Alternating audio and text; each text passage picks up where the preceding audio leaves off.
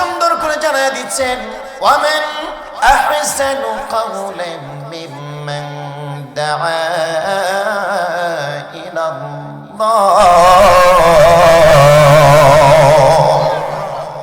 আল্লাহ কে বান্দারে আমার জমিন ওর থেকে সুন্দর কথা আর কে বলতে পারে, ওর থেকে ভালো কথা আর কে বলতে পারে? যেই ব্যক্তি একমাত্র কেবলমাত্র শুধুমাত্র মানুষদেরকে আমার দিকে ডাকে, সুবহানাল্লাহ বলেন, জোরে কন্না সুবহানাল্লাহ। বান্দাগণ আমার আবার বান্দাদেরকে বলে ওয়া আমিলা সালিহান ওয়া ক্বালা ইন্নানি মিনাল মুসলিমিন।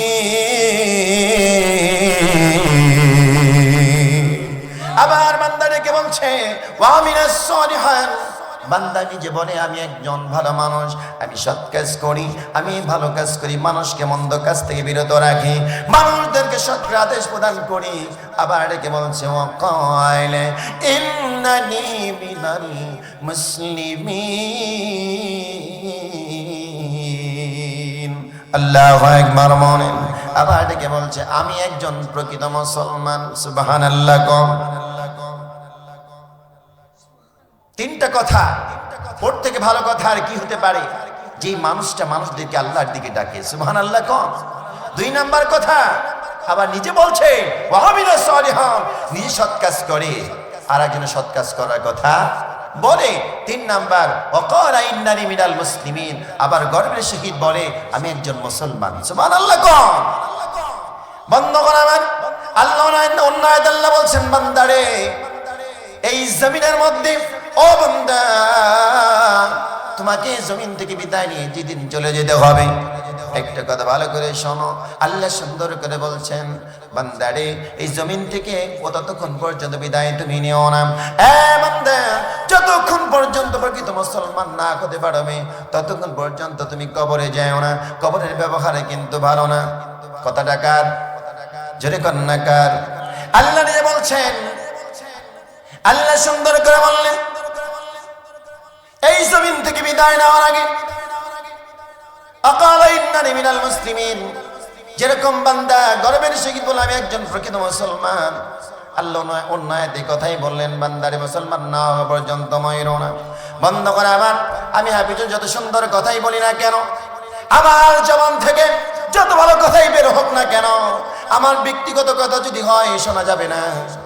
আমার কথাটা হতে হবে আল্লাহর কথা। কথা বলেন ঠিক কি না? রাসূলুল্লাহ যেমনি বলেছেন তেমনি বলতে হবে। আল্লাহ নবীকে আল্লাহ বলেছেন নবী গো আপনার ব্যক্তিগত কথা হবে না, আপনার মতো করে বললে হবে না। ও নবী আপনাকে আমি জানাই দিই কেমনে বলবেন। আল্লাহ সুন্দর করে বলছেন উদউ ইলা সাবিলি রাব্বিকা বিল হিকমাতি ওয়াল মাউইযাতিল হাসানা ওয়াজাদিলহুম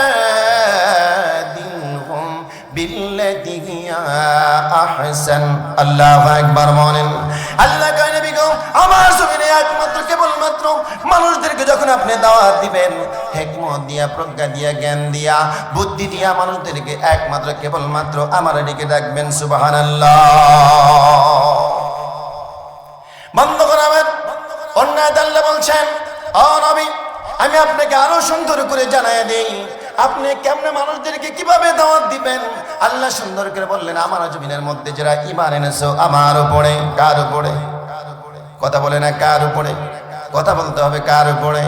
আল্লাহর উপরে যারা ঈমান এনেছো, আখিরাতের প্রতি যারা ঈমান এনেছো, যাকে আল্লাহকে যারা বিশ্বাস করো, নবীকে যারা বিশ্বাস করো, কিতাবকে যারা বিশ্বাস করো, এক কথায় ঈমান এনেছো যারা, আল্লাহ সুন্দর করে বলছেন ওয়াইতাসিবু বিহাবলিল্লাহি জামিআন ওয়া লা তাফাররাকু। আল্লাহু আকবার বলেন।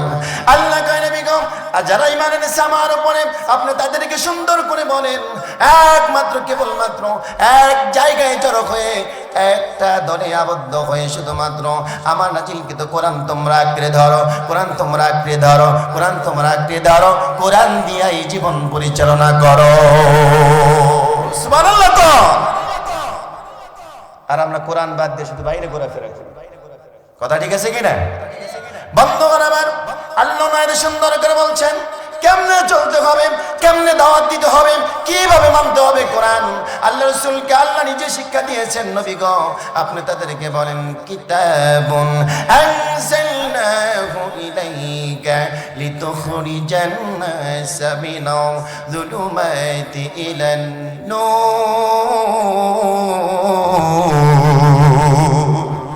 আল্লাহ কানে বিগম আপনি কেমনে মানুষদেরকে দাওয়াত দিবেন? কিতাবুন আনজালনা, আমার পক্ষ থেকে নাজিল হয়েছে কোরআন, একমাত্র কেবলমাত্র এই কোরআন দিয়ে কাদেরকে দাওয়াত দিবেন? যেই মানুষগুলো কিতাবুন আনজালনা ইলাইকা লিতুখরিজান নাস, যেই মানুষগুলো অন্ধকার মধ্যে পড়ে আছে, মিনাল যুলুমাত, যে মানুষগুলো অন্ধকারের ভিতরে পড়ে আছে, যে মানুষগুলো জালেমের মধ্যে পড়ে আছে, যে মানুষগুলো কোরআন বোঝে না, যে মানুষগুলো দিন বোঝে না, তাদেরকে সুন্দর করে এই কোরআন দিয়ে বোঝাবেন। কাদেরকে বোঝাবেন? শুধু একজনকে বললে হবে না, শুধু মুসলমানদেরকে দাওয়াত দিবেন হবে না। ও নবী, আল্লাহ সুন্দর করে বলেন কাদেরকে দাওয়াত দিবেন? কিতাবুন আনজালনা ইলাইকা লিতুখরিজান নাস। আদম শাফিউল্লাহ থেকে নবী কিয়ামত পর্যন্ত যত মানুষ আসবে, প্রত্যেকটা মানুষগুলো একটা দলে দলে বিভক্ত হয়ে যাবে। কেউ বা খ্রিস্টান হবে, কেউ বা হিন্দু হবে, কেউ বা বৌদ্ধ হবে। নবী শুধুমাত্র আপনাকে জানা দিচ্ছি, সব মানুষদেরকে আদম শাফিউল্লাহ থেকে আপনি পর্যন্ত বা কিয়ামত পর্যন্ত সব মানুষকে এই কোরআন দিয়ে দাওয়াত দিবেন। ইলান নূর, ওই মানুষদেরকে দাওয়াত দিয়া অন্ধকার থেকে আপনি আলোর ভিতরে নিয়ে আসবেন। সুবহানাল্লাহ। এখন বলেন তো, কোরআন কি মানুষ মানতে চায়? কথা কয় না মানতে চায়? আল্লাহ রসুল, আল্লাহ নিজে বলছেন নবী হে, আপনি দাওয়াত দিবেন কোরআন দিয়া। কি দিয়া? যেরকম কি দিয়া? কোরআন ছাড়া ব্যক্তিগত ভাবে দাওয়াত চলতে পারে না। কতক্ষণ ঠিক কিনা? আর এই কোরআনের মাহফিল বন্ধ করে দেয় কি দেয় না? কথা বলে না, দেয় কি দেয় না? রাসূলুল্লাহ যখন বলেছেন কুলু লা ইলাহা ইল্লাল্লাহু তুফলিহুন, ও চাচা, এই জমিনের মধ্যে একমাত্র কেবলমাত্র আল্লাহর পায়ে সিজদা দিতে হবে। কোন দেবদেবীর শরণাগত তো চলবে না, পাথর পূজা চলবে না, গাছের পূজা চলবে না, মাছের পূজা চলবে না, চন্দ্রের পূজা চলবে না, একমাত্র কেবলমাত্র আল্লাহর পূজা, আল্লাহর ইবাদত করতে হবে। কথা বলেন ঠিক কি না? বন্ধুগণ আমার, এই জমিনের মধ্যে কার আইন চলবে? কথা বলেন, আমরা কার আইন চাই? কথা বলেন না, কার আইন চাই? আল্লাহর আইন চাই। কার আদর্শ মানতে চাই? আমাদের নেতাকে। কথা বলেন, নেতাকে। আওয়াজ দেখুন, কে? আল্লাহ রসুল। আল্লাহ বলতেছেন নবীকে, আমি আপনাকে এই জমিনের মধ্যে আপনার উম্মতদের জন্য নেতা বানিয়ে পাঠিয়েছি। রাসূলুল্লাহ হলো আমাদের আদর্শ। কথা বলেন ঠিক কি না? তার আদর্শই আমাদেরকে মানতে হবে। অতএব জমিন যার, আমরা কি চাই? কয় মসজিদে চাই, মাহফিলে চাই। মসজিদ থেকে বাইরে হলে নাই, মাহফিল থেকে বাইরে হলে নাই। কথা কি আমি ভুল বললাম? আল্লাহ সুন্দর করে জানায় দিচ্ছেন, এই জমিনটা হলো আমার, আসমানও আমার। বান্দা, আমি তোমারে চলাই, আমি তোমারে বলাই, আমি তোমারে খাওয়াই। সন্তান দেওয়ার মালিককে? বৃষ্টি দেওয়ার মালিককে? সূর্য থেকে আলো দেয় কে? আল্লাহ কয়, বান্দারে আমি আলো দেই, আমি তোমাকে পানি দেই, আমি তোমাকে অক্সিজেন দেই। জমিন দিয়ে হাঁটো, আমি তোমাকে এটা দান করেছি। হাত আমি কি তোমাকে দিয়েছি? জবানে শক্তি দিয়েছি। বান্দারে, আমার নিয়ামত পাওয়ার পর আমার বন্দেগী করো না, আমার নবীকে নেতা মানতে ভালো লাগে না, আমার জমিনে থাকার পর আমার আইন তোমরা বাস্তবায়ন করতে চাও না। আছে না নাই? কথা কই না, এরকম আছে না নাই? আল্লাহর জমিন, আল্লাহ বলেছেন আল্লাহুল খালক ওয়াল আমর, জমিন যার, আইন চলবে তার। মানব রচিত তন্ত্র মন্ত্র দিয়া কখনো মানুষ চলতে পারে না। কতক্ষণ ঠিক কিনা? ওই সমাজে কোনোদিনও, জীবনে কোনোদিনও শান্তি আসতে পারে না। কতক্ষণ ঠিক কিনা? তোমরা যেদিকে যতই লাফাও না কেন, যাই করো না কেন, কোরআন দিয়ে যতক্ষণ পর্যন্ত সমাজ না পরিচালনা করবে, কোরআন দিয়া যতক্ষণ পর্যন্ত রাষ্ট্র না চালাবে, ততক্ষণ পর্যন্ত শান্তি আসতে পারে না। কতক্ষণ ঠিক কিনা? সম্মাই দিদি ভাইরা আমার, রাগ করতেছেন আপনারা? আমার মনে হয় রাগ করতেছেন। বন্ধ করে এইখানে বসতে পারলে কি লাভ হবে? এখানে বসতে পারলে কি লাভ হয় জানা দরকার আছে না নাই? কথা বলেন আছে না নাই? আল্লাহ পাক রব্বুল আলামিন বললেন, বান্দারে আমার জমিনে যেই জায়গায় কোরআন থেকে কথা বলা হয়, যেই জায়গার মধ্যে আমার কোরআনের দশ যেই জায়গায় দেওয়া হয়, ওই জায়গায় আল্লাহর কোনো বান্দা বা বান্দে যদি বসতে পারে, আল্লাহ পাক রব্বুল আলামিন বলেন, বান্দারে আমি সেই জায়গায় আমার আসমান থেকে রহমতের বাড়ি দ্বারা বর্ষণ করতে থাকি। সুবহানাল্লাহ। বন্ধুগণ আমার, অতএব ঘরে বসে থাকার কোনো সুযোগ নাই। কোরআনের মাহফিল যেই জায়গায় হয়, রহমত যদি কেউ পেতে চায় মাহফিলের মধ্যে বসতে হবে। কথা বলেন ঠিক কি না? অনেকে মনে করছে আমরা তো মাইকের আওয়াজ তো শুনতেছি, অতএব মাইকের আওয়াজ শুনে ওইখান থেকে তো ওয়াজ শোনা যায়, মাহফিলে যাওয়ার কোনো প্রয়োজন নাই। এরকম আছে না নাই? আচ্ছা, টিউবওয়েল থেকে যদি পানি খাইতে চান, টিউবওয়েলের মুখে গিলাসটা না ধরে আপনি যদি মনে মনে চিন্তা করেন যে গ্লাস বাইরে ধরে আমি টিউবওয়েলটা ঠাসলাম, গ্লাসের মধ্যে পানি যাবে? কথা বলে না যাবে? তো মাহফিলের বাইরের থেকে আপনি মাহফিলের বরকতটা নিতে চান, পাবেন? কথা বলে না? অতএব পাওয়া যাবে না। মাহফিলের থেকে বরকত যদি নিতে চান, রহমতের চাদরে যদি আসতে চান, অবশ্যই মাহফিলের মধ্যে বসতে হবে। কথা বলেন ঠিক কি না? সম্মানিত দিদি ভাইরা আমার, বাইরের আর কোনো কথা চলবে না, বাইরের কথা আমি বলিও না। যতটুকু আলোচনা করি কোরআন সুন্নাহ থেকে বলি। এতে যার লাগে লাগবে, যার বাজে বাজবে, মন চাইলে থাকবে, না চাইলে উঠে যাবে। কথাক্ষণ ঠিক কিনা? কথাক্ষণ ঠিক কিনা? কোরআনের মাহফিল চলবে কোরআনের গতিতে। কথাক্ষণ ঠিক কিনা? কোরআনের মাহফিল কোনো সভাপতির কথায় চলতে পারে না, কোরআনের মাহফিল কোনো সেক্রেটারি কথায় চলতে পারে না, কোরআনের মাহফিল কোনো ব্যক্তি কথায় চলতে পারে না। কোরআনের মাহফিল চলবে একমাত্র কেবলমাত্র আল্লাহর হুকুমে। কথাক্ষণ ঠিক কিনা? সম্মানিত ভাইরা আমার, অতএব যে আল্লাহ আমাকে খাওয়ায়, যে আল্লাহ আমাকে পড়ায়, যে আল্লাহ আমাকে বড়ায়, যে আল্লাহ আমাকে চলায়, যে আল্লাহ সন্তান দিয়েছে, যে আল্লাহ পানি দেয়, অক্সিজেন দেয়, যে আল্লাহ আলো দিয়ে সহযোগিতা করে, একমাত্র কথা হবে কার? জোরে কন্যা কার? সম্মানিত ভাইরা আমার, আমি আপনাদের সামনে কুরআনুল কারীমের সূরা মুজাদালা, কোন সূরা? কথা কয় না, কোন সূরা? আপনারা যদি না জানেন পরে আবার বলতে পারেন হাফিজ বোধহয় উল্টো পাল্টা কইছে, বলতে পারেন। কিন্তু এরকম কিন্তু হয়। কোন সূরা? সূরা মুজাদালা, আয়াত নাম্বার কত? 22। কত নাম্বার আয়াত? 22 নাম্বার আয়াত আপনাদের সামনে তেলাওয়াত করেছি। রাসূলুল্লাহ সাল্লাল্লাহু আলাইহি ওয়াসাল্লাম অসংখ্য অগণিত হাদিসে পাকের মাঝখান থেকে দুখানা হাদিস তেলাওয়াত করেছি। আল্লাহ পাক রব্বুল আলামিন যদি বলার তৌফিক দেন বলতে পারবো ইনশাআল্লাহ। সম্মানিত দিদি ভাইরা আমার, কোরআনের আলোচনা করতে গেলে, তাফসীর করতে গেলে 5টা বিষয় জ্ঞান থাকা দরকার। কয়টা? যেরকম না কয়টা? 1 নম্বর বিশুদ্ধ তেলাওয়াত, আমি আপনাদের সামনে তেলাওয়াত করেছি। 2 নম্বর হলো সেই তেলাওয়াতের সঠিক অর্থ, অনুবাদ। আল্লাহ কি বলছেন ভালো করে শোনেন। লা তাজিদু কওমান ইউমিনুনা বিল্লাহি ওয়াল ইয়াউমিল আখির ইউওয়াদ্দুনা মান হাদাল্লাহ ওয়া রাসূলাহু ওয়ালাউ কানু আবাহুম আও আবনাহুম আও ইখওয়ানাহুম। আয়াতের প্রথম অংশ কিছু বলি। তোমরা কখনো এমন দেখতে পাবে না যে যারা আল্লাহ আখিরাতের প্রতি ঈমান পোষণ করে তারা এমন লোকদেরকে ভালোবাসে যারা আল্লাহর শত্রু। ভালো করে বোঝেন নাই? যারা আল্লাহর উপর ঈমান এনেছে, আখিরাতের প্রতি যারা ঈমান এনেছে, যারা কোরআনের প্রতি যারা ঈমান এনেছে, এই মানুষগুলো কি দেখতে পারবেন না যে আল্লাহ শত্রুদের সাথে বন্ধুত্ব করেছে? কথা কার? যদি কন্যা কার? সে যদি কি হয়? আও আবাহুম, তোমার বাবাও যদি হয়। কথা বলেন। আও আবনাহুম, তোমার সন্তান যদি হয়। আও ইখওয়ানাহুম, তোমার ভাইও যদি হয়। আও আশিরাতাহুম, তোমার দলের লোকও যদি হয়। এখন বলেন তো আল্লাহ দল দিছে কি দেয় নাই? কথা কই না, দিছে কি দেয় নাই? কোন সূরা? কোন সূরা? সূরা মুজাদালা। কত নাম্বার আয়াত? 22 নাম্বার আয়াত। এই আয়াতটা কখন নাজিল হলো? 3 নাম্বার হলো নাজিলের প্রেক্ষাপট।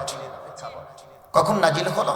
2 নাম্বার, আমি পুরা এই আয়াতের পুরা অংশের আমি অর্থটা বলি নাই, শুধুমাত্র 3টা লাইনের অর্থ আপনাদেরকে বলেছি।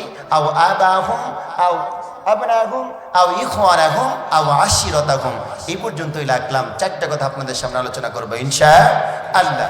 তাহলে বলে বোঝা গেল কি, যারা আল্লাহর উপর ঈমান আনে, আখিরাতের প্রতি যারা ঈমান আনে, যারা কোরআনের প্রতি ঈমান আনে, এক কথায় আল্লাহর উপর ঈমান আনবে যারা, তাদেরকে কখনোই দেখবেন না এমন লোকদেরকে ভালোবাসে যারা আল্লাহর শত্রু, রাসূলের শত্রু, দ্বীনের শত্রু। তাদেরকে কখনো ভালোবাসা তো দূরের কথা, তাদের সাথে বন্ধুত্ব করতে পারে না। কথা কার? জোরে কন্যা কার? এই বিষয়ে কিছু কথা আলোকপাত করব, বলা যাবে? কথা বলে না, বলা যাবে? ভালো করে শোনেন, আয়াতটা কখন নাজিল হলো? রাসূলুল্লাহ সাল্লাল্লাহু আলাইহি ওয়াসাল্লাম মক্কা থেকে যখন হিজরত করে মদিনায় চলে গেলেন, মদিনায় যাওয়ার পরে কাফেরদের সঙ্গে একটা যুদ্ধ হবে। সর্বপ্রথম যে যুদ্ধটা হলো তার নাম হলো বদরের যুদ্ধ। কথা বলেন ঠিক কি না?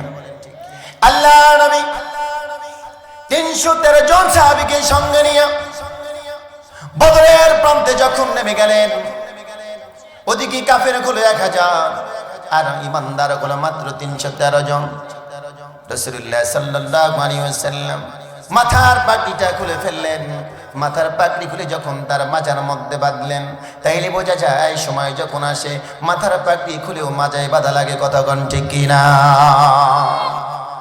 বন্ধুগণ আমার, আল্লাহ নবী যখন ময়দানের মধ্যে নেমে পড়েছে, তার আগ মুহূর্তে রাসূল সাল্লাল্লাহু আলাইহি ওয়াসাল্লাম যখন সাহাবীদের সামনে অস্ত্রগুলো যখন বিতরণ করছেন, সাহাবীগুলো যখন লাইন ধরে দাঁড়ায় আছে, আল্লাহ নবীর কাছ থেকে কেউ বা দা নিচ্ছে, কেউ বা দা নিচ্ছে, কেউ বা বিভিন্ন অস্ত্র যখন হাতের মধ্যে নিল, ছুরি যখন নিচ্ছে, আল্লাহ নবীর একজন সাহাবী আসলেন, ইয়া রাসূলুল্লাহ, হাবিবাল্লাহ, আমি তো আসতে দেরি করেছি নবী গো,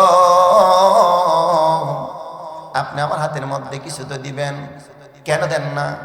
রাসূল বলেন, আমার সাহাবী রে, তুমি তো একটু আসতে দেরি করেছ, তোমাকে কি দেব? আমার কাছে তো আর দেওয়ার মতো কিছু নাই। এবার সাহাবী বলেন, ইয়া রাসূলুল্লাহ, হাবিবাল্লাহ, এই কথা বললে তো হবে না, আমি যুদ্ধের ময়দানে যাব, আমি তো নাম লিখেছি, আসতে একটু দেরি হয়ে গেছে নবী গো, আমার হাতের মধ্যে তো আপনার কিছু দেবেন। রাসূল বললেন, সাহাবী রে, কি তোমার হাতের মধ্যে দেব? আমার হাতের মধ্যে তো কিছু নাই। আল্লাহ নবীর সাহাবী এই কথা যখন শুনলেন, নবী এবার বলছে, ইয়া রাসূলুল্লাহ, ইয়া হাবিবাল্লাহ, আপনি আমাকে নিরাশ করবেন না, আপনি আপনার হাত থেকে আমার হাতে যদি একটু খেজুরের লাঠি যদি দেন, আমি তো খুশি হয়ে যাই। সুবহানাল্লাহ। আল্লাহ নবীর সাহাবী যখন এই কথা বললেন, রাসূল সাল্লাল্লাহু আলাইহি ওয়াসাল্লাম একটা খেজুর গাছের ডাল ছোট্ট করে ভেঙে সেই সাহাবীর হাতের মধ্যে দিয়েছে। আল্লাহু আকবার বলেন। বন্ধুগণ আমার, সেই ডাল পাওয়ার পরে সাহাবী বড় খুশি হয়ে গেলেন। রাসূল সাল্লাল্লাহু আলাইহি ওয়াসাল্লাম তার হাত দিয়া আমার হাতের মধ্যে যে লাঠিটা দিয়েছে, আমার মনে হয় হাতের মধ্যে একটা তরবারি দিয়েছে। আল্লাহু আকবার। বন্ধুগণ আমার, ময়দানের মধ্যে যখন সব সাহাবী যখন নেমে বলেছে, কাফেরদের সাথে যুদ্ধ যখন শুরু হয়ে গেছে, আল্লাহ নবী যখন ময়দানের মধ্যে নেমে পড়েছে, রাসূল সাল্লাল্লাহু আলাইহি ওয়াসাল্লামকে কাফেররা মারার জন্য, রাসূলকে যখন মারার জন্য, আক্রমণ করার জন্য বিভিন্ন দিক থেকে যখন রাসূলকে মারার পরিকল্পনা করছে, চেষ্টা যখন করছে, আল্লাহ নবী হয়রান পেরেশান এরকম ভাব নিয়ে যখন যুদ্ধের ময়দানে নেমে গেছে, আল্লাহ কয়, নবী গো, আপনার কোনো টেনশন নাই, কোনো চিন্তা নাই, আমি আপনাকে বিজয় দান করব, শুধুমাত্র কেবলমাত্র আপনাকে মুমিন হওয়া লাগবে। আল্লাহ পাক বলেন, ওয়ালা তাহিনু ওয়ালা তাহজানু ওয়া আনতুমুল আ'লাউনা ইন কুনতুম মুমিনিন। আল্লাহ কয়, নবী গো, আপনার কোনো টেনশন নাই, আপনার কোনো চিন্তা নাই, ওয়ালা তাহজানু ওয়া আনতুমুল আ'লাউনা ইন কুনতুম মুমিনিন, বিজয় আমি আপনাকে দান করব, বিজয় আমি আপনাকে দান করব, শুধুমাত্র একমাত্র কেবলমাত্র আপনাকে মুমিন হওয়া লাগবে। সুবহানাল্লাহ। রাসূলকে মুমিন হওয়া লাগবে, চিন্তা করছেন কত বড় কথা।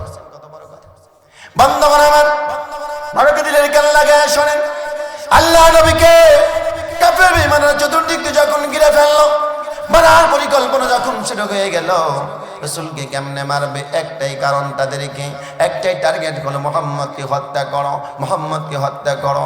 ওকে হত্যা করা পারলেই যুদ্ধ শেষ হয়ে যাবে, আমরা বিজয় বরণ করব, আমরা জয়ী হয়ে যাব। বন্ধুগণ আমার, রাসূলুল্লাহর সামনে একজন দাঁড়িয়ে আছে, তার নাম হলো তালহা রাদিয়াল্লাহু তাআলা। ডানে দাঁড়িয়ে আছে আবু বকর, বামে দাঁড়িয়ে আছে ওমর রাদিয়াল্লাহু তাআলা। রাসূলুল্লাহর পিছে একজন সাহাবী যার নাম হলো উবাইদুল্লাহ ইবনুল জাররাহ দাঁড়ায় আছে। বন্ধুগণ আমার, উবাইদুল্লাহ শুধুমাত্র পাহারা দিচ্ছে আমার নবীকে কে আক্রমণ করবে, কে কোন দিক থেকে মারবে। না না না, আমার নবীর সাথে আক্রমণ করতে দেব না, মারতে দেব না। ভালো করে দিলের কান লাগায় শোনেন, রাসূল সাল্লাল্লাহু আলাইহি ওয়াসাল্লাম এরকম করে যখন তাকে প্রোটেক্ট করলেন, তাকে দেখে উবাইদুল্লাহর বাবা রাসূলুল্লাহর দিকে তীরটা সোজা করে ধরে রেখেছে। উবাইদুল্লাহ বলছে, বাবা এই ময়দানের মধ্যে আমি তোমার সন্তান বলে, আমি তোমার সন্তান হই জন্য আমি তোমাকে মারবো না। ও বাবা, একবার তোমাকে না করলাম, আমার নবীর দিকে তীর মারা যাবে না, আমার নবীর দিকে আক্রমণ করা যাবে না। ও বাবা, এইখান থেকে চলে যাও, যাও যাও যাও, এইখান থেকে চলে যাও। উবাইদুল্লাহর কথা শুনে বাবা ওইখান থেকে চলে গেল। উবাইদুল্লাহ খেয়াল করে দেখলেন, আবার উবাইদুল্লাহর বাবা সেই রাসূলের দিকে তীর মারার জন্য আবার তাক বেঁধে রয়েছে, ওত বেঁধে রয়েছে। উবাইদুল্লাহ বলেন, বাবা একবার তোমাকে ছেড়েছি, আবার তোমাকে না করলাম।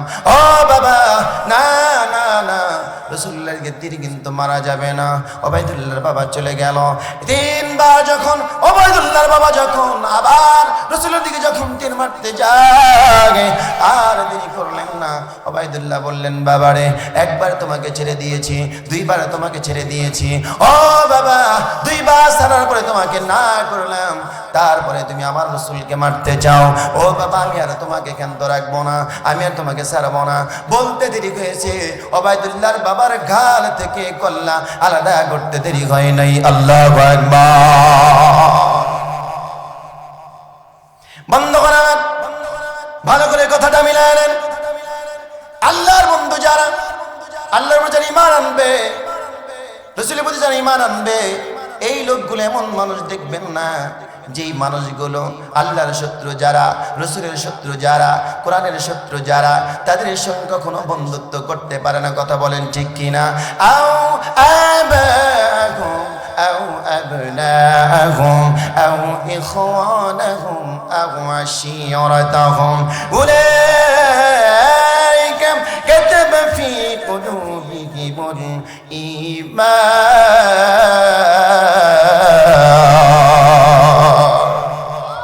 তোমার বাবা যদি হয় সম্পর্ক থাকবে না, সন্তান যদি হয় সম্পর্ক থাকবে না, ভাই যদি হয় সম্পর্ক থাকবে না, ইভেন দলের লোক যদি হয় সম্পর্ক রাখা যাবে না। কতক্ষণ ঠিক কিনা? রাসূল উবাইদুল্লাহ রে, কি করলা তুমি? রাসূল প্রশ্ন করছেন, উবাইদুল্লাহ কি করেছো?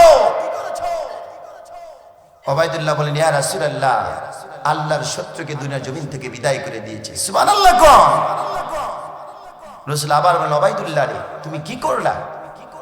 বললেন, এবার বলছে, আমি রাসূলুল্লাহর শত্রুকে দুনিয়া থেকে বিদায় করে দিয়েছি। সুবহানাল্লাহ। কোন রাসূল আবার বলেন, উবাইদুল্লাহ রে কি করেছো তুমি? উবাইদুল্লাহ বলছেন, ইয়া রাসূলুল্লাহ হাবিবাল্লাহ, আমি দ্বীনের শত্রুকে দুনিয়া থেকে বিদায় করে দিয়েছি। সুবহানাল্লাহ বলবেন না? আবার বলেন, রাসূলুল্লাহ বলছেন, উবাইদুল্লাহ কি করেছো? চারবার বললেন। উবাইদুল্লাহ এই কথা শোনার পর বললেন, ইয়া রাসূলুল্লাহ, যদিও আমি তাকে কতল করে ফেলেছি, হত্যা করে ফেলেছি, সে তো আমার বাবা। আল্লাহু আকবার। কোন নিজের সন্তান হয়ে বাবাকে হত্যা করলেন কেন? কারণ কি বোঝেন নাই? বোধ হয় বোঝেন নাই। জোরে কোন কার শত্রু? আল্লাহর শত্রু, রাসূলের শত্রু, ইসলামের শত্রু। অতএব বুঝতে হবে, এই পৃথিবীর জমিনে কোরআনের শত্রু যারা হবে, আল্লাহর শত্রু যারা হবে, রাসূলের শত্রু যারা হবে, দ্বীনের শত্রু যারা হবে, তাদের সাথে আপোষ দূরের কথা, কোন রকম বন্ধুত্ব চলতে পারে না। কথা বলেন ঠিক কিনা? কথা বলতে গেলেই হুজুর সাবধানে কথা কইেন। আরে মিয়া, কোরআন তুমি পড়ো, তুমি জানো, দেখো আল্লাহ কি বলেছেন। কতক্ষণ ঠিক কিনা? রাগ করতেছেন আপনারা? জানতে হবে, শিখতে হবে, পড়তে হবে। আমার কথা যদি বিশ্বাস না হয় নিজে পড়ে, ঠিক আছে না হুজুর? নিজে পড়ে দেখেন।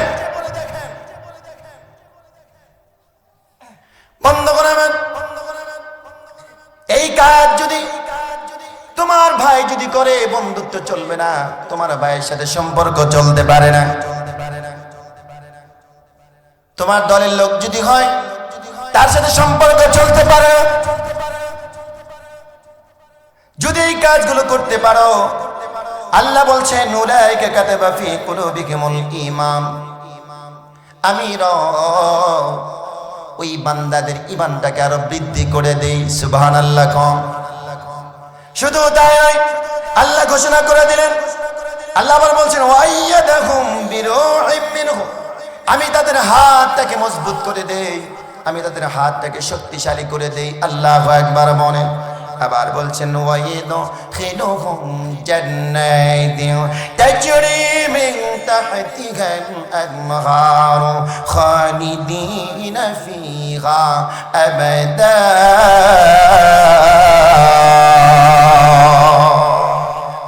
সুন্দর কথা বললেন। এই কাজগুলো করবে যারা, আল্লাহ তাদেরকে সুসংবাদ দান করলেন, আমি রব তাদেরকে ওয়াইদখিলুহুম জান্নাহ, আমি রব তাদেরকে সুন্দর জান্নাতের মধ্যে দাখিল করে দেব, জান্নাত দান করব। সুবহানাল্লাহ। বন্ধুগণ আমার, এই লোকগুলো কারা হতে পারে? আল্লাহ বলেন বান্দারে, আমি রব যেই জান্নাত তোমাকে দান করব, ওই জান্নাতের মধ্যে আমি রব তোমার জন্য 4টা ঝর্ণা দ্বারা প্রবাহিত করব। সুবহানাল্লাহ কম, জোরে কন্যা সুবহানাল্লাহ। কেমন ঝর্ণা তারা হবে? আল্লাহ কই বান্দারে, এমন জান্নাত তোমাকে দান করব যেই ঝর্ণাটা প্রবাহিত হবে। একটা ঝর্ণা হলো দুধের ঝর্ণা, আর একটা হলো পানির ঝর্ণা, আর একটা হলো মধুর ঝর্ণা, আর একটা হলো শরাবের ঝর্ণা। এই জমিনের মধ্যে আমি আপনি যখন পানি পান করি, এই পানির মধ্যে থেকে একটা স্বাদ পাওয়া যায়, একটা স্বাদ পাওয়া যায়। রাসূল সাল্লাল্লাহু আলাইহি ওয়াসাল্লাম বলেন, আল্লাহ তোমাকে যে জান্নাত দান করবে, ওই জান্নাতে যে নহর তোমাকে দান করা হবে, ওই পানি যখন একবার তুমি পান করবে, ওই পানি থেকে তোমার জিহ্বা 70 রকমের স্বাদ অনুভব করবে। সুবহানাল্লাহ। আমরা সেই জান্নাত চাই কি চাই না? যদি বলেন চাই কি চাই না? জান্নাত যদি আমরা পেতে চাই, এই জমিনের মধ্যে একমাত্র কেবলমাত্র আল্লাহর কোরআন দিয়া জীবনটাকে পরিচালনা করতে হবে। কতক্ষণ ঠিক কিনা? অতএব এই পথে চলতে গেলে বাধা বিঘ্ন হবে। কতক্ষণ ঠিক কিনা? দরকার বলে হাত দেওয়া লাগে হাত দেব, পা দেব, জীবন দেব, কল্লা দেব, বাহু দেব, ফাঁসির মঞ্চে ঝুলতে রাজি, তারপরেও এক বিন্দু পরিমাণ কোরআন থেকে পিছু হতে আছে কার কাছে হাত তুলে আল্লাহকে দেখা দেয়। নারায়ে তাকবীর। আল কোরআনের আলো, আল হাদিসের আলো, ইসলাম ছাড়া অন্য কিছু। আমার নেতা, তোমার নেতা, লিল্লাহি তাকবীর। সম্মানিত ভাইরা আমার, কয়টা স্বাদ পাবো? কয়টা? এক পেয়ালা পানি পান করলে জিহ্বার স্বাদ অনুভব করবে কয়টা? 70টা। সম্মানিত দিদি ভাইরা আমার, আপনি যখন দুধের পেয়ালাতে যখন টান মারবেন, যখন দুধের পেয়ালা থেকে এক পেয়ালা দুধ যখন আমি আপনি খাবো, আল্লাহ যখন দান করবেন, ওই পেয়ালা থেকে, ওই দুধ থেকে 70 রকমের স্বাদ জীবন অনুভব করবে। সুবহানাল্লাহ কই? বন্ধ করে আমার, এবার আসেন, এই জমিনের মধ্যে যে ব্যক্তিটা শরাব পান করে, শরাব পান করলে মানুষের মেধা ঠিক থাকে না, বিগড়ে যায়। মেধা কি হয়ে যায়? উলট পালট হয়ে যায়, বিগড়ে যায়, মেধা ঠিক থাকে না। আল্লাহ কই বান্দা, আমি এমন শরাব তোমাকে পান করাবো, ও বান্দারে, ওই শরাব পান করার পরে তোমার মেধা কোন রকম বিকৃত হবে না, তো দূরের কথা, তোমার মেধা কিচ্ছু হবে না। ওই শরাব থেকে বান্দা একবার পান করার সঙ্গে সঙ্গে 70 রকমের স্বাদ আমি রব তোমাকে দান করব। সুবহানাল্লাহ। বন্ধ করে আল্লাহ বলেন বান্দারে, এই বান্দাগুলো কারা হবে? রাদিয়াল্লাহু আনহুম ওয়া রাদু আনহু উলাইকা হিজবুল্লাহি আলা ইন্না হিজবাল্লাহি হুমুল মুফলিহুন। আল্লাহ কই এই বান্দাগুলো শুধুমাত্র একমাত্র কেবলমাত্র হিজবুল্লাহ, তারা কোনো আমার দলের লোক। সুবহানাল্লাহ। সম্মানিত ভাইরা আমার, এই জমিনের মধ্যে কোন কোন কাজ করলে কি লাভ হবে? লা তাজালু কাদম ইবনে আদম ইয়াউমাল কিয়ামাহ, কাল কঠিন কিয়ামতের ময়দানে আল্লাহ পাক রব্বুল আলামিন মানুষদেরকে এই জমিনের মধ্যে পাঠানোর ব্যাপার হলো। আল্লাহ পাক রব্বুল আলামিনের সামনে যখন হাজির হয়ে যাব, লা তাজালু কাদম ইবনে আদম মিন ইনদি রাব্বি, রবের সামনে যখন হাজির হয়ে যাব, হাত্তা ইসআলান খামসি, বান্দা যতক্ষণ পর্যন্ত 5টা প্রশ্নের জবাব না দেবে ততক্ষণ পর্যন্ত বান্দাকে একটা কদম সামনে অগ্রসর হতে পারবে না। কয়টা প্রশ্ন? জোরে কন, আরো জোরে কন, কয়টা? আমরা বোধ হয় 5টা প্রশ্নের ব্যাপার জানি। জানি সবাই? কে কে জানেন দেখেন তো, বলেন তো। আমি জানি, আমার হুজুর বাদ দিয়া। কে জানেন কোন তো দেখি? হুজুর আমি জানি 5টা। তাহলে কেউ জানি না আমরা? বলা যাবে? আচ্ছা শোনে, 1 নম্বরের কথা হলো আল্লাহ কই বান্দারে, আমি রব তোমাকে যেই আয়ুষ্কালটা দান করেছিলাম, এই আয়ুষ্কালের হিসাব বান্দা তুমি একটু সামনে অগ্রসর হও।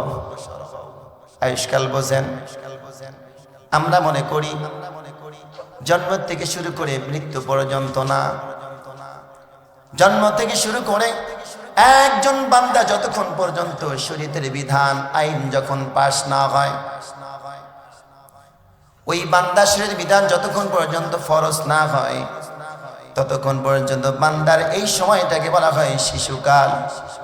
কোন কাল?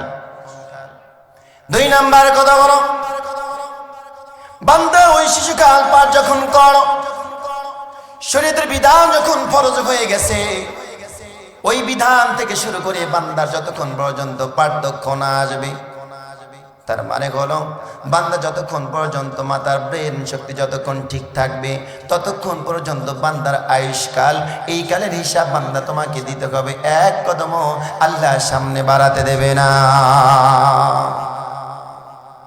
এটা হাদিস থেকে বললাম। আল্লাহ বলছেন লাউনা শা ولمسخناهم على مكانتهم فما استطاعوا مضيا ولا يرجعون ومن نعمره ننكسه في الخلق أفلا يعقلون।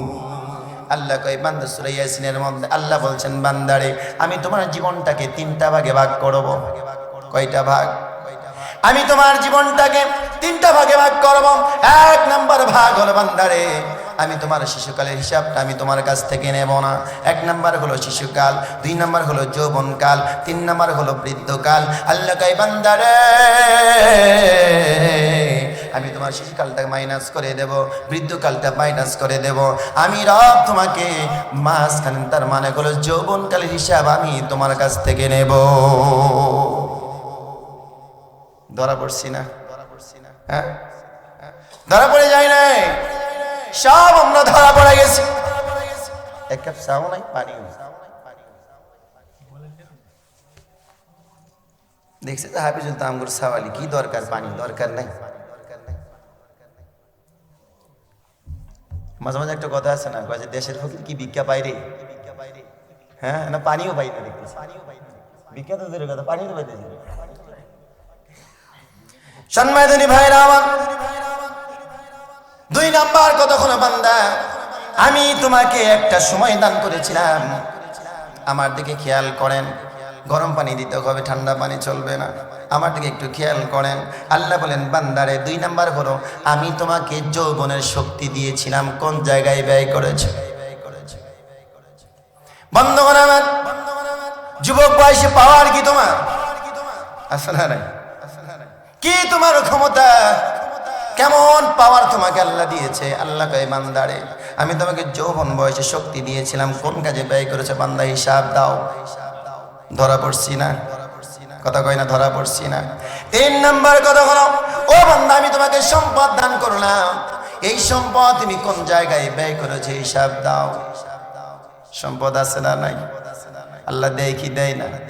কম না বেশি? কাউকে কম দেয়, কাউকে বেশি দেয়, কতক্ষণ ঠিক কিনা? বন্ধুগণ আমার, আল্লাহ সুন্দর করে বললেন, ও বান্দারে আমি তো তোমাকে সম্পদ দান করলাম। একটু ভালো করে দিলের কান লাগায় শুনুন, আল্লাহ সুন্দর করে বলছেন, আলিফ লাম মিম যালিকাল কিতাবু লা রাইবা ফীহি হুদাল লিল মুত্তাকিন।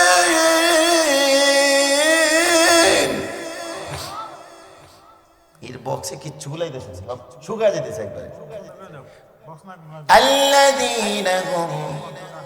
আল্লাযীনা ইউকিমুনাস সালাতা ওয়া মিম্মা রাযাকনাহুম ইউনফিকুন।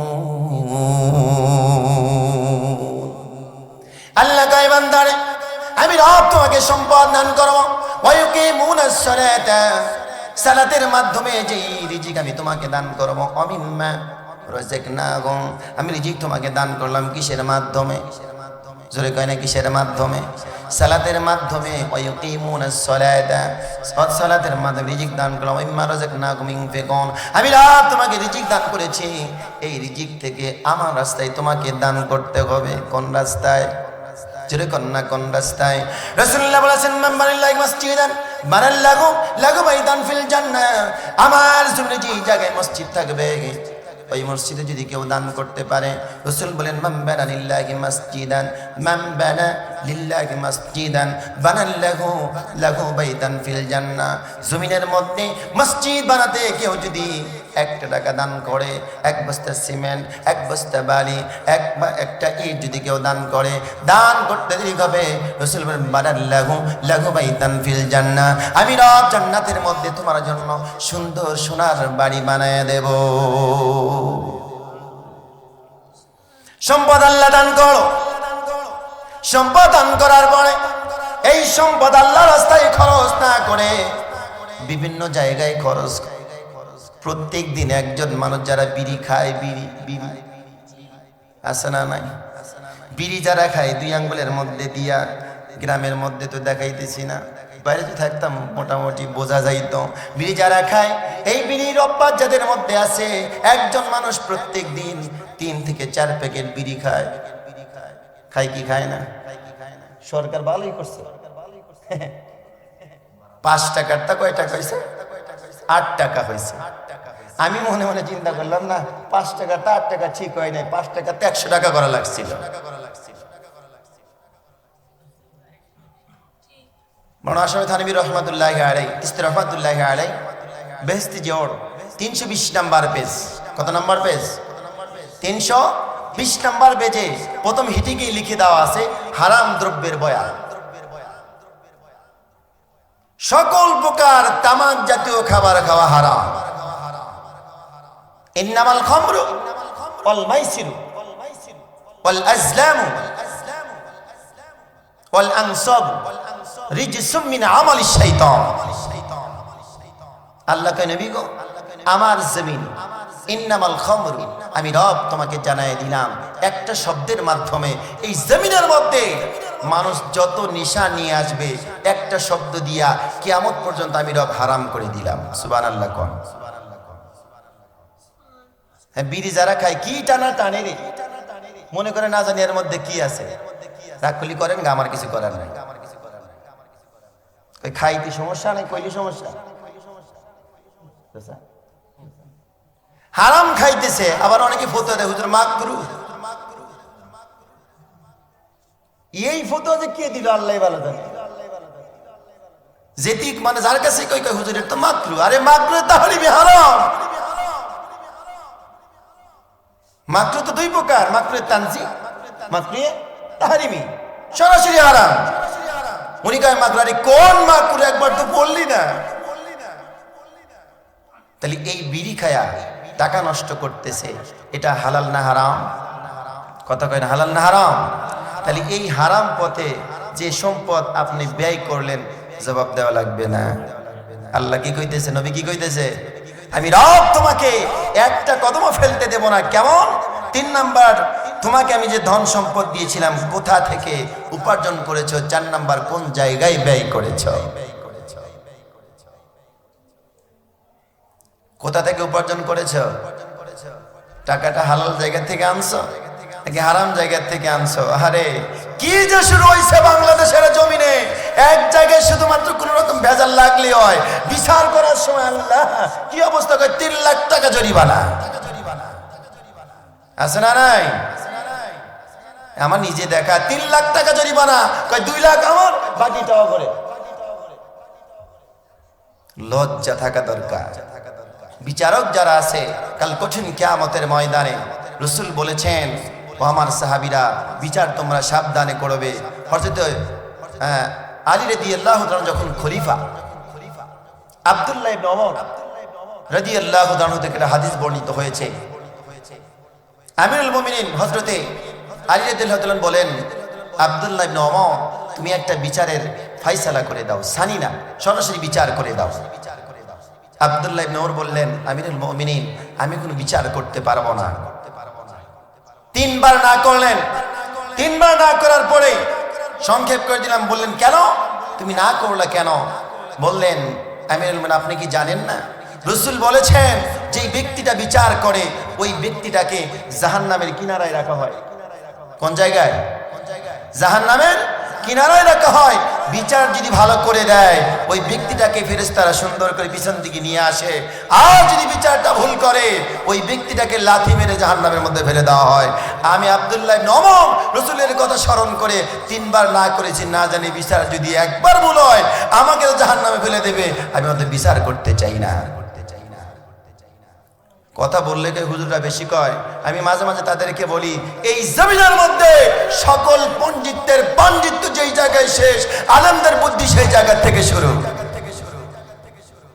অতএব কোরআন পড়ো, কোরআন জানো। রাসূল বলেছেন, খায়রুকুম মান তাআল্লামাল কুরআনা ওয়া আল্লামা, তোমাদের মধ্যে সর্বোত্তম তারাই, সর্বোত্তম তারে কোরআন যারা শেখে, যারা শিখায়। সম্মানিত দিনী ভাইরা আমার, কি আলোচনা করতেছিলাম আপনাদের মনে আছে? তাহলে সম্পদ কোন জায়গা থেকে আনলাম, কেমনে উপার্জন করলাম? আমাদের মহল্লা আছে কিনা জানি না। আমি গেছিলাম রয়নাপাড়া মাহফিল করার জন্য। বৃহস্পতিবারের দিন রাস্তার মধ্যে মোটামুটি কয়েক জায়গায় বসছে, লাভের উপরে টাকা, খাতা নিয়ে বসছে। আমি বললাম, ভাই এগুলা কি? বলে 1000-এ 10 টাকা। এখন আমার বাইরে হয়েছে 20 টাকা। এটা হালাল উপার্জন না হারাম উপার্জন? যদি কয় না হালাল না হারাম, এই উপার্জন দিয়ে আবার আমি একজন মুসলমান। হুজুর আছে না নাই? বন্ধ করাবেন। আদিব জমিনের মধ্যে আল্লাহ কই, বান্দারে কোন জায়গা থেকে টাকা উপার্জন করেছে জবাব দাও। 4 নাম্বার গণ, আমি রব তোমাকে জানাই দিলাম কোন জায়গা থেকে টাকা উপার্জন করেছো, কোন জায়গায় ব্যয় করেছো। এই জায়গাটা তোমার ভালো না খারাপ? যদি তোমার সম্পদটা খারাপ জায়গায় ব্যয় করো, আখির আদালতে বান্দা তোমাকে জাহান্নামী হওয়া লাগবে।